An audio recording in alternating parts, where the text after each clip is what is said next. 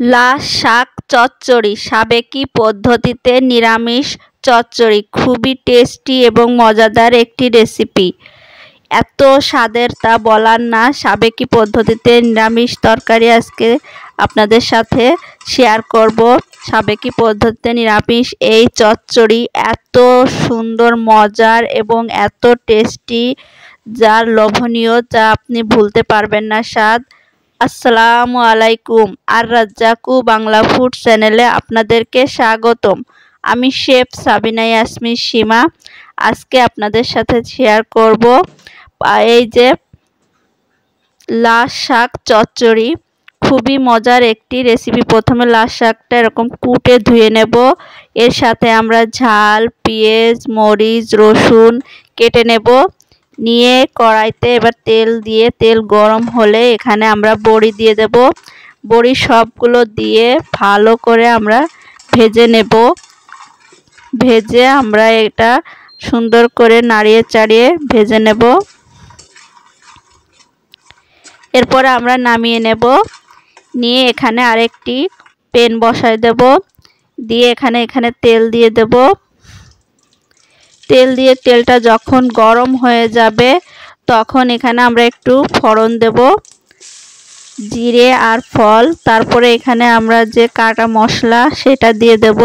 পেঁয়াজ, রসুন আর কাঁচামরিচ দিয়ে আমরা ভালো করে এটাকে একটু বাদামি করে ভেজে নিতে হবে।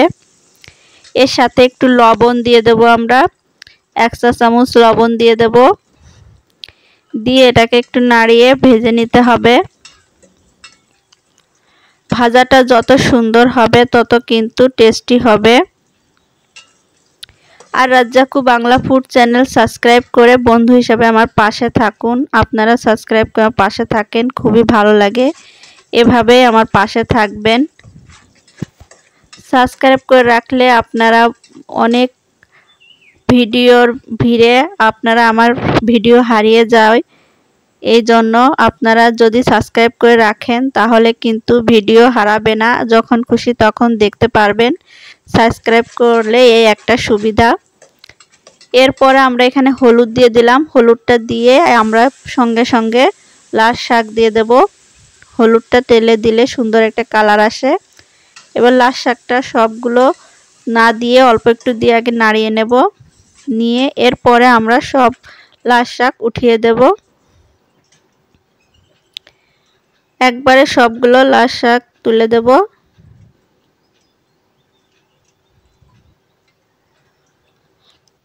দিয়ে এগুলোটাকে আমরা সুন্দর করে নাড়িয়ে নেব।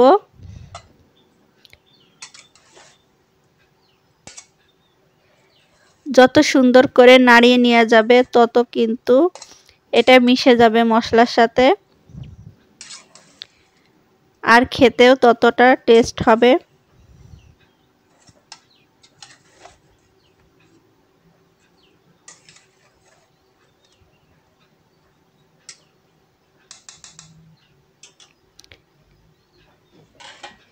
এবার এখানে আমরা একটু ঢেকে দেব।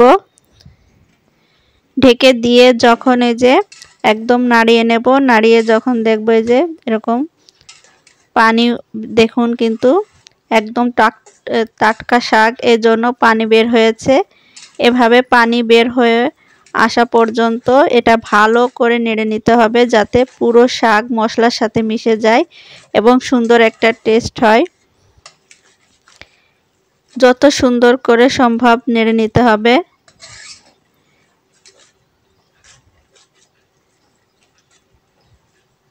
এখানে বড়ি দিয়ে দেব। এবার বড়ি দিলে কিন্তু আর নাড়ানো যাবে না বেশি। এই যে এখন আমরা বড়ি দিয়ে দেব। বড়িটা দিয়ে আমরা এখানে এবার নাড়িয়ে দেব।